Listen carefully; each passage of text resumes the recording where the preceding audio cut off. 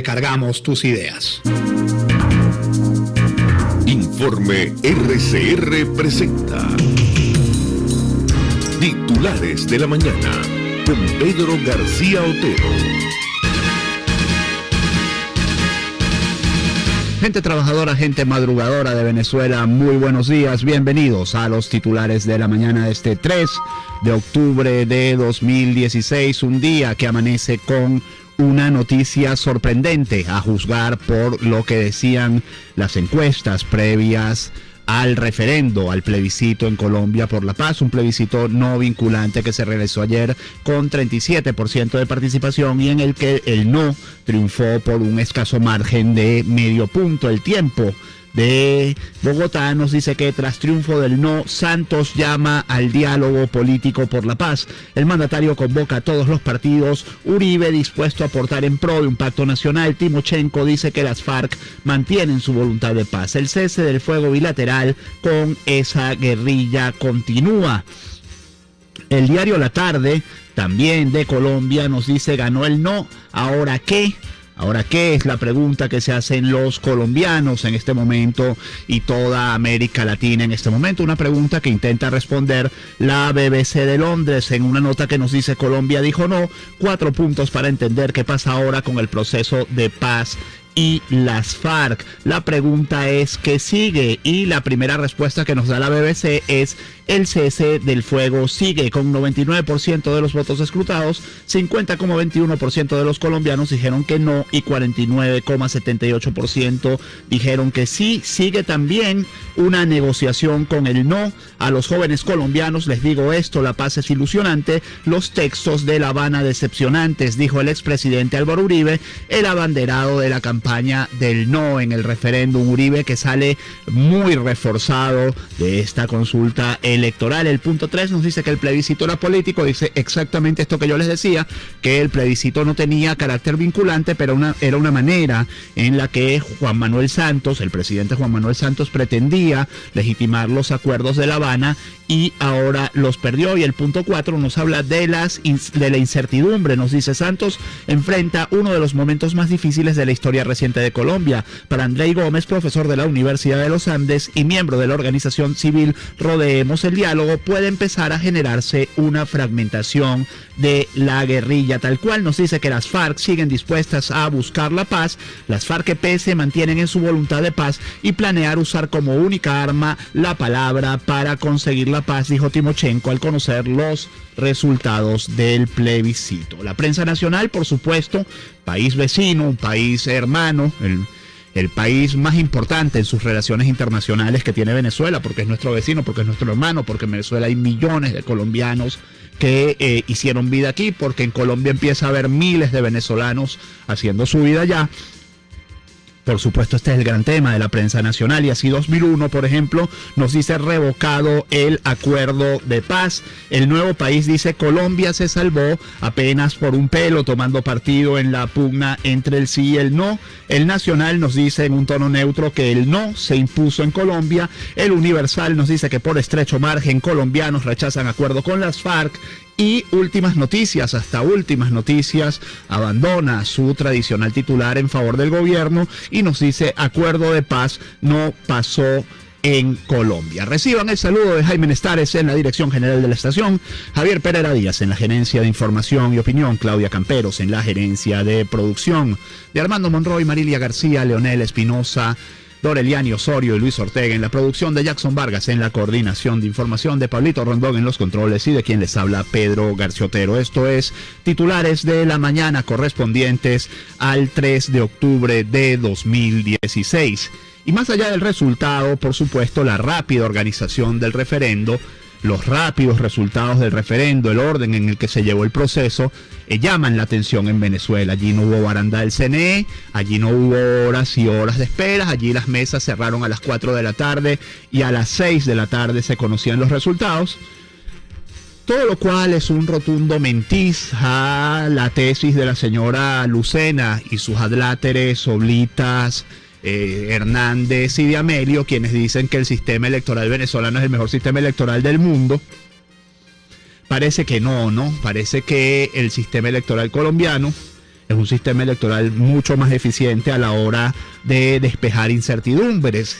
Y así, por ejemplo, Enrique Capriles anoche reaccionaba al referendo de Colombia diciendo que Colombia organizó en 6 semanas su plebiscito. El dirigente político resaltó el corto tiempo que utilizó el hermano país para lograr unas votaciones en todo el país para decidir sobre el acuerdo de paz entre el gobierno colombiano y las FARC. Y nos pone tal cual un tuit en el que Capriles dice lo siguiente: vean, señores del CNE, Colombia organizó en 6 semanas su plebiscito para votar sobre la paz y vean en cuánto tiempo tendrán los resultados.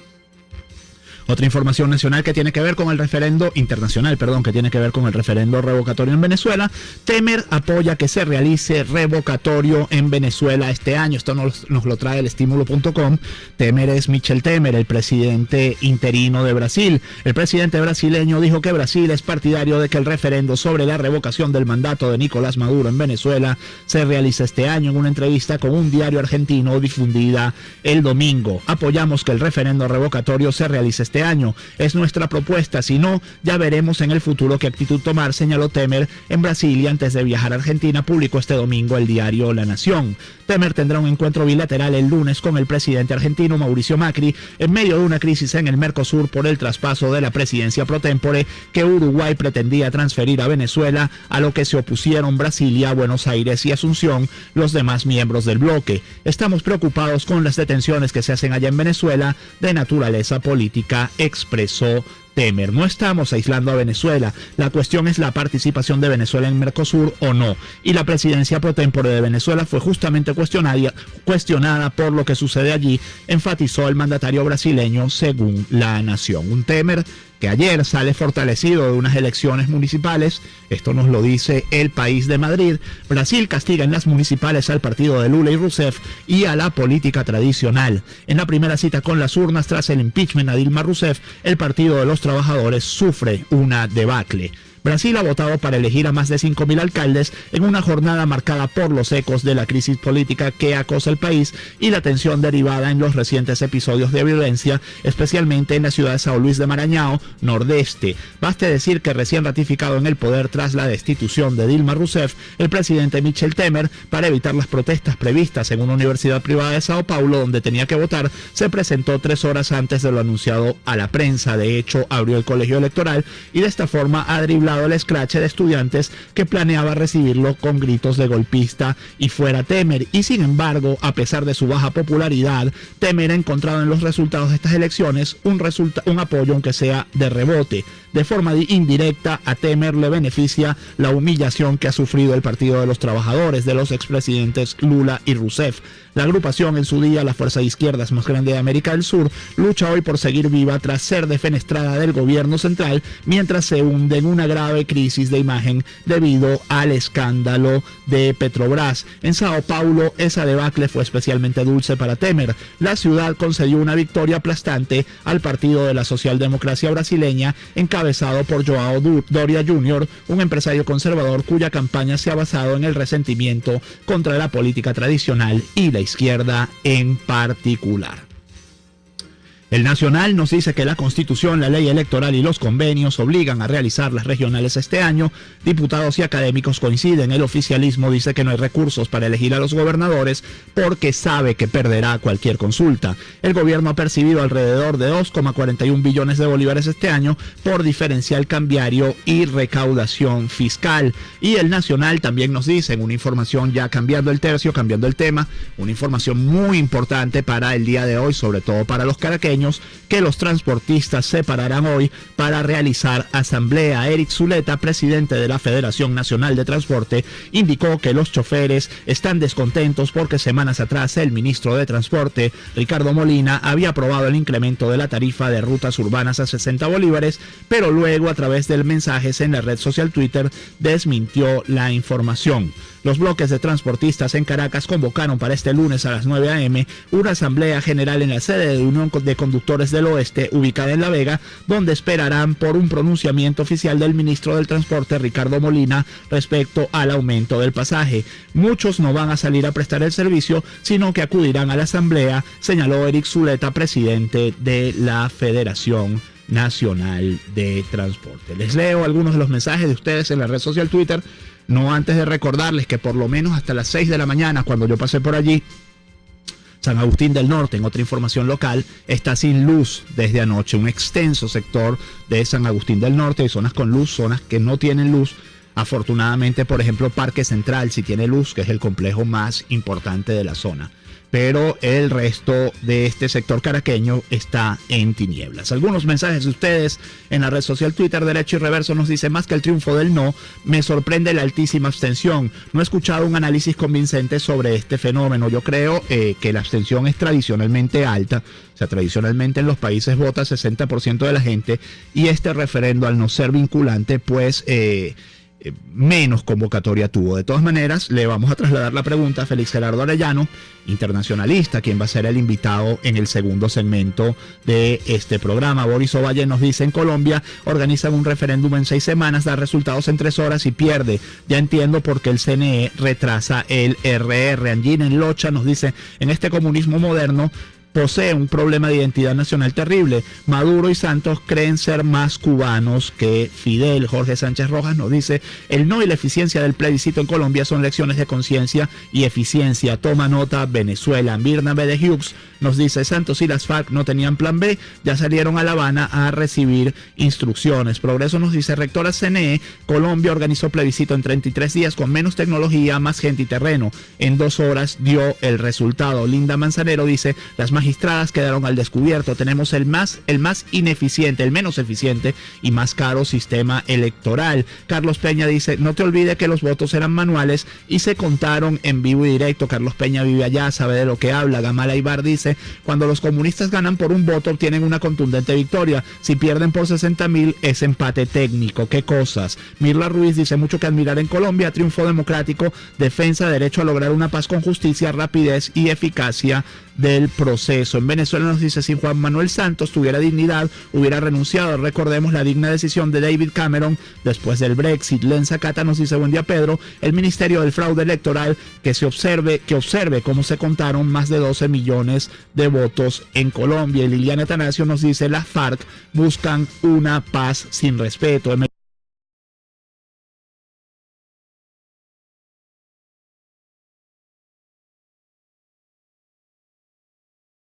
Pérez, buen día, qué ejemplo dio Colombia y qué bien cuando hay democracia, en horas dieron el resultado. CNE debe tomar ejemplo. 6:42, vamos a la pausa.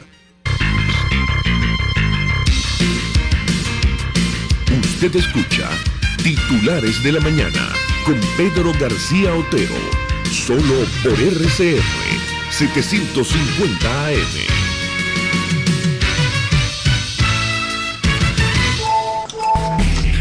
Desesperado porque las impresoras de tu empresa se quedan inactivas. Compuperiquito.com te resuelve el problema con la mejor tecnología y la respuesta más rápida del mercado. Contáctanos por el 0424-243-2949 o por Facebook, Twitter e Instagram en compuperiquito.com. Compuperiquito.com es recarga de cartuchos de tóner y de tinta. Compuperiquito.com es calidad y servicio. En compuperiquito.com recargamos tus ideas. 0424-243-2949. Digitel pone a tu disposición los centros de atención express disponibles en todo el territorio nacional, donde podrás realizar activación y desactivación de planes y servicios, gestión de órdenes de servicio técnico, reemplazo de SIM, traspaso de líneas, reconexión por robo y extravío, desbloqueo de email y configuración de equipos. Busca el que más te convenga, acércate y conoce todos los servicios que tenemos para ti. Digitel, vívelo todo. ¿Chocaste o caíste en un hueco y tu rin se partió o dobló? La solución, MH Wheel Center Service, en la avenida Nueva Granada, al lado del INSES. Teléfono 0212-632-7801. Repara tus rines en MH Wheel Center Service. Con nosotros, seguro. Baruta, minuto a minuto, con el concejal Héctor Urgelles. Venezuela no aguanta más. La escasez, el hambre y la inseguridad nos están matando. Exigimos al CNE no seguir poniendo trabas a nuestros derechos constitucionales. El revocatorio no es una opción, es la salida al cambio que el país necesita. Una palabra bien dicha y en el momento oportuno puede hacer la diferencia. Palabras sueltas pueden no significar nada, pero juntas pueden mover el mundo. Palabras más o menos me estás dejando. Descúbralas junto a una periodista intrépida, incisiva y audaz, María Alejandra Trujillo en Palabras más, palabras más, palabras menos. Palabras más, palabras menos. De lunes a viernes, a partir de las 7 de la mañana, por RCR 750 AM.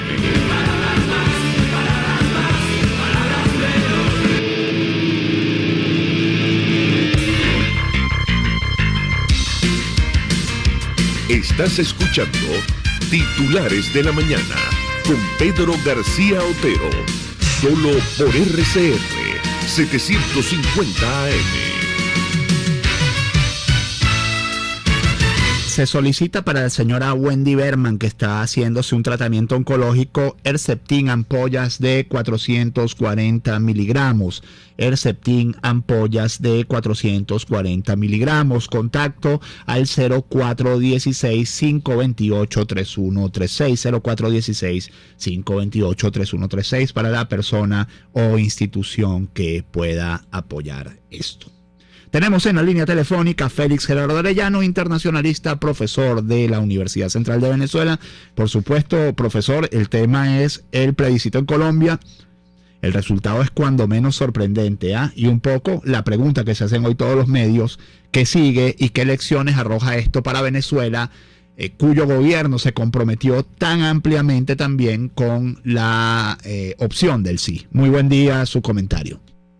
Buenos días, gracias por la llamada, saludos para ti, tu equipo y la audiencia. Mira, las lecciones muchas, pero todas positivas.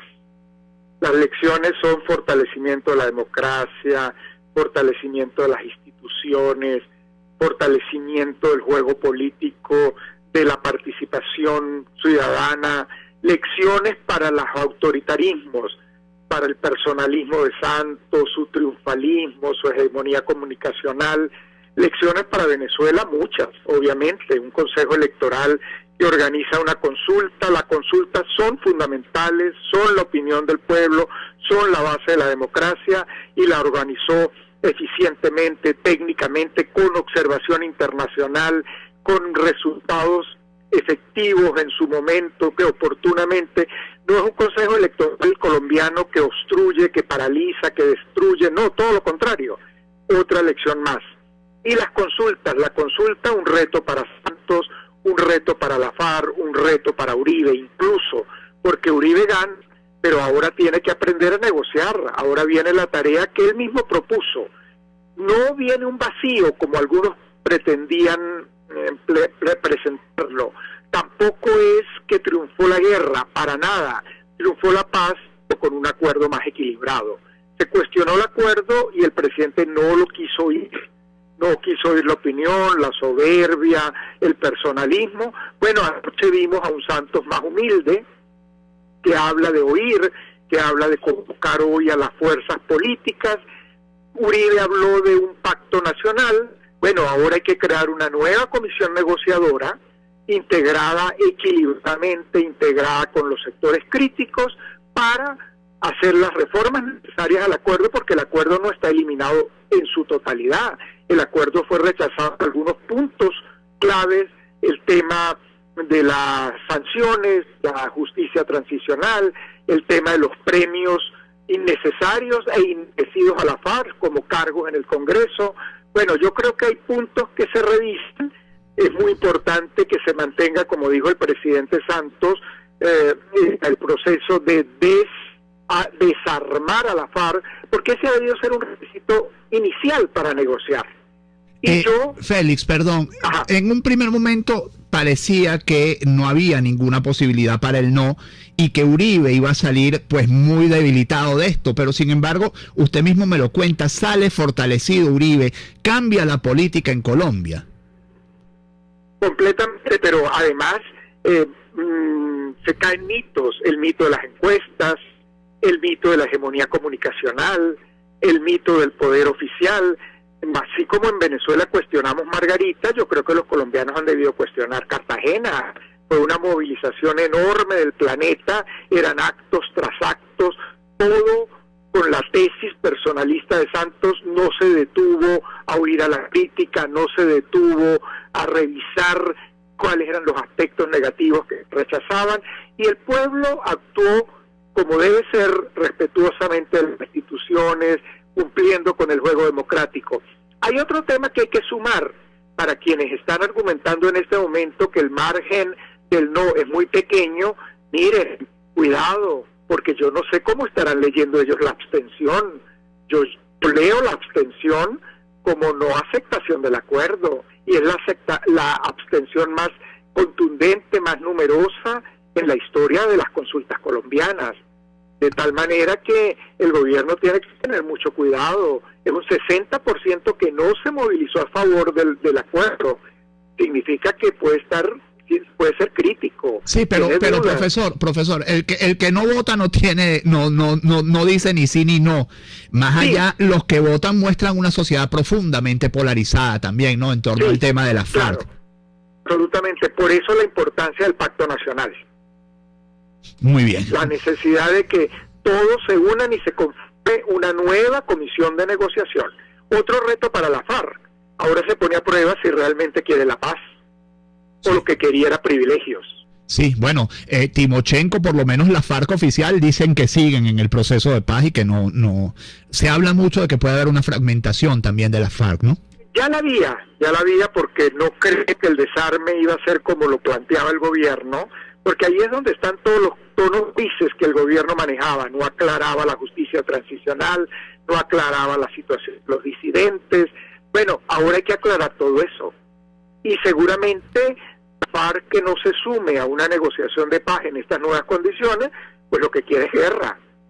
Pues muy bien. Bueno, Félix Gerardo Arellano, muchísimas gracias, internacionalista, profesor de la Universidad Central de Venezuela, haciendo su análisis, un análisis muy claro sobre los resultados de ayer del referendo en Colombia, en el que, como ustedes ya saben, ganó el no por un muy estrecho margen, con una altísima abstención. Algunos titulares para ir cerrando, nos dice elpitazo.com, voy a poner dos del pitazo.com. El primero de ellos nos dice que nombran a concejal del PSUV como alcalde interino de Mario Briceño Iragorri. Como decía Chuo Torrealba en las Fuerzas de la Unión, el chavismo es como Jalisco cuando no gana, arrebata. El nuevo alcalde Bruyervi Sánchez fue designado según el acuerdo 055-2016, firmado por la mayoría de los concejales del municipio Mario Briceño Iragorri del estado Aragua. Este es el alcalde del Castaño, del norte de Aragua. El Pitazo también nos dice que desconocen, del norte de Maracay, perdón.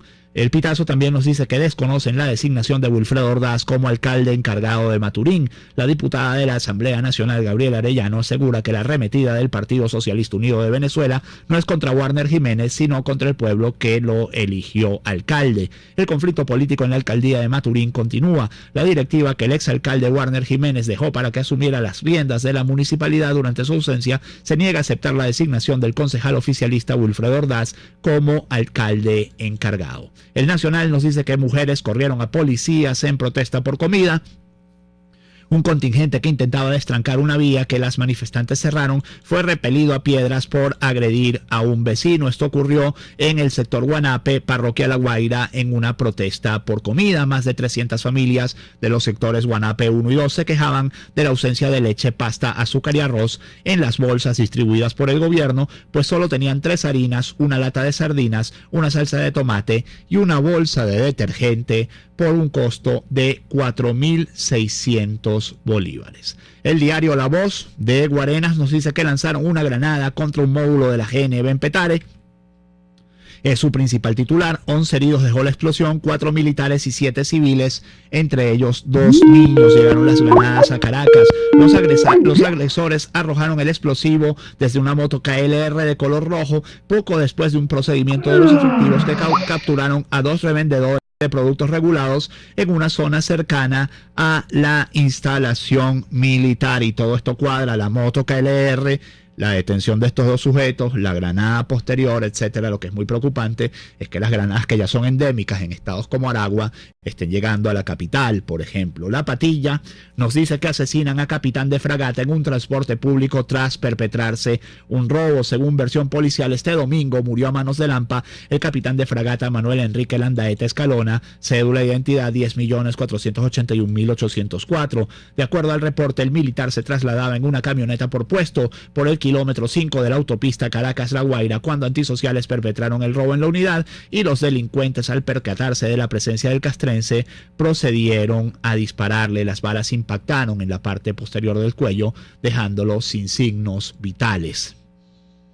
La región nos dice que la quebrada La Línea se desbordó por tercera vez y afectó a 21 casas. Afectados exigen a las autoridades ayuda. Aseguran estar hartos de los censos que levanta Protección Civil cada vez que el agua se lleva todo. Perdieron enseres y electrodomésticos. Esto es en los Altos Mirandinos. Y 2001 nos dice que coletazo de Matthew deja 80 viviendas afectadas y 27 derrumbes en el estado Táchira. Afectaciones en la zona de alta montaña, Troncal 7 y Local 3, que han sufrido efectos por las lluvias caídas en la entidad en las últimas 48 horas. Esto es información de este lunes 3 de octubre. John Goicoechea nos dice, la esposa de John Goicoechea nos dice que John pudo ver la luz del sol luego de 32 días de encierro. El preso político John Goicoechea, después de 32 días de su reclusión en la sede del Servicio Bolivariano de Inteligencia Nacional, el dirigente opositor John Goicoechea logró ver la luz del sol luego de que funcionarios le permitieran salir al patio. Así lo informó su esposa Rosaura Valentini a través de Twitter. La extrema crueldad con la que este gobierno trata a sus presos políticos, sin recordar aquello de que con la vara que midas serás medido algún día. Adagio bíblico. 6:56, hasta aquí titulares de la mañana.